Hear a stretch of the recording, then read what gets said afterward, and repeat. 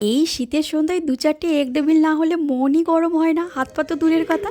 দেখো, শীতের সন্ধ্যা মানে চেয়ারে পা গুটিয়ে বসে থাকা আর সবার সাথে গল্প করা। এদিকে আমি বলছিলাম কি আজকে আমি একটু মুড়ি মাখা করি, ওদিকে সাথে সাথে সবাই বলে উঠলো যে না চপ বানাও। আর ওদিকে হিয়া বললো কি না অনেক দিন থেকে তুমি আমাকে বলে রেখেছো ডিমের একটা কিছু বানিয়ে দেবে। ডিমটা সেদ্ধ করতে বসিয়ে দিয়ে বললাম দাঁড়াও দেখি সেদ্ধ হোক, তারপর দেখছি কি বানানো যায়। তো সঙ্গে সঙ্গে এসে বললো মা আমাকে একটা ছোট্ট টেবিল দেবে। তো তুমি কি সব টেবিল টেবিল বানাবে বলছো, আমি তো নিজে বেবি টেবিল। তো তারপর আমি পুর বানাচ্ছিলাম, এত সুন্দর মশলার গন্ধ চারিদিকে ছড়াচ্ছিল। ওদিকে হিয়ার বাবা বারবার পেছন থেকে এসে বলছে কি একটা রেডি হলে কিন্তু আমাকে অবশ্যই ডাকবে, আমি কিন্তু আজকে টেস্টার, আমি কিন্তু আজকে উইন্টার ফুড ইন্সপেক্টর হয়ে গেছি।